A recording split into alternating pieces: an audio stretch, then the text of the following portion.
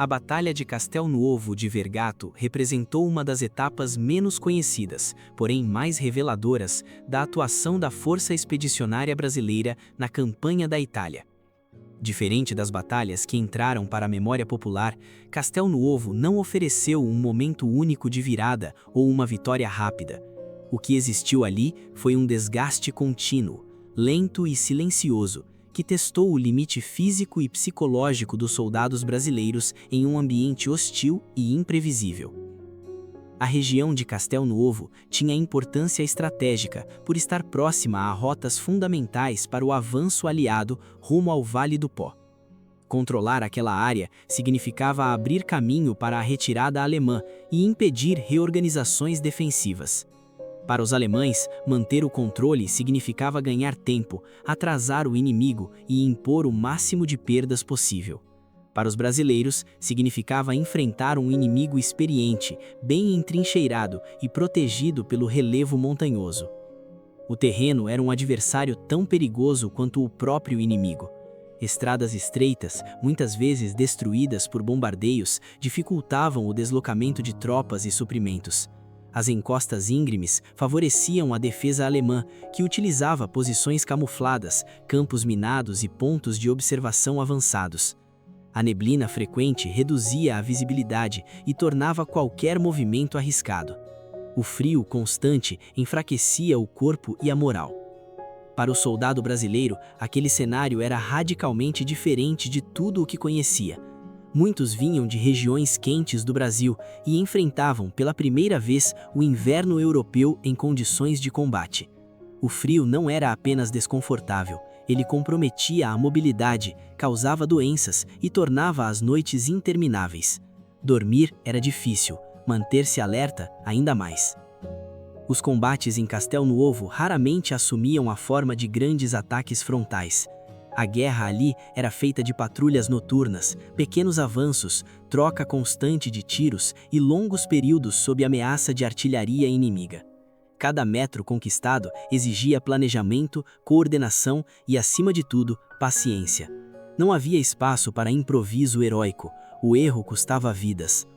A artilharia brasileira desempenhou papel essencial nesse contexto. O apoio de fogo precisava ser preciso, pois o terreno confuso aumentava o risco de fogo amigo.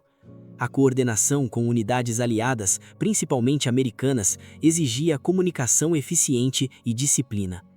Ao longo dessa fase da campanha, os brasileiros demonstraram capacidade de adaptação e profissionalismo, conquistando o respeito dos aliados.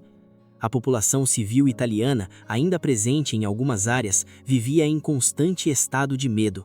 Casas destruídas, famílias deslocadas e escassez de alimentos faziam parte do cotidiano. Muitos soldados brasileiros dividiram suas rações com civis, ofereceram ajuda médica básica e estabeleceram laços humanos em meio ao caos. Esses encontros deixaram marcas profundas, lembradas muito tempo depois da guerra. À medida que a pressão aliada aumentava, as forças alemãs começaram a se retirar gradualmente da região. Não houve uma vitória espetacular, houve resistência até o limite possível, seguida de recuo estratégico. Para os brasileiros, manter as posições conquistadas era tão importante quanto avançar. A ameaça de contra-ataques permanecia constante, exigindo vigilância contínua. Foi nesse contexto que muitos soldados da FEB começaram a registrar suas experiências em cartas, diários improvisados ou pequenos relatos enviados às famílias no Brasil. Um desses relatos, reconstruído a partir de depoimentos e cartas reais de soldados da campanha da Itália, ajuda a compreender o que Castelnuovo significou para quem esteve lá. Carta de um soldado brasileiro, Itália, 1945.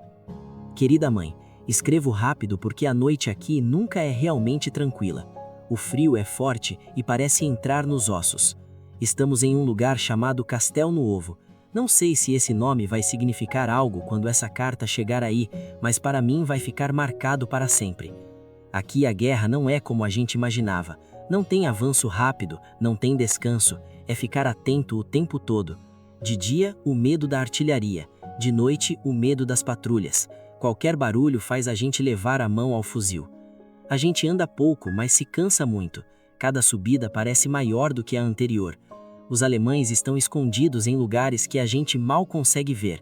Às vezes a gente nem vê o inimigo, só sente os tiros passando perto. Tem dias que penso muito em casa, no calor, na comida, no silêncio que aí deve ter. Aqui o silêncio nunca é completo.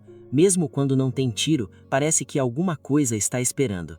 Mas fique tranquila, a gente se ajuda muito. Um cuida do outro, dividimos tudo o que temos. Quando dá, ajudamos os civis também. Eles sofreram demais. Não sei quando isso vai acabar, mas sei que estou fazendo o que precisa ser feito. Só queria que soubessem que a gente está aqui de verdade, passando por tudo isso. Com saudade, seu filho. Relatos como esse revelam a face humana da batalha. Castelnuovo não foi apenas uma posição no mapa. Foi um lugar onde jovens brasileiros enfrentaram o medo diariamente, longe de casa, em uma guerra que não haviam escolhido, mas que aprenderam a suportar. Ao final dessa fase da campanha, a FEB havia amadurecido como força de combate. Os soldados estavam mais experientes, mais cautelosos e profundamente marcados pelo que haviam vivido. Castelnuovo foi parte desse processo de transformação, um aprendizado duro, silencioso e irreversível. A história costuma destacar as grandes batalhas, os nomes mais conhecidos e os momentos decisivos. Mas sem episódios como Castelnuovo Vergato, o avanço aliado na Itália não teria sido possível.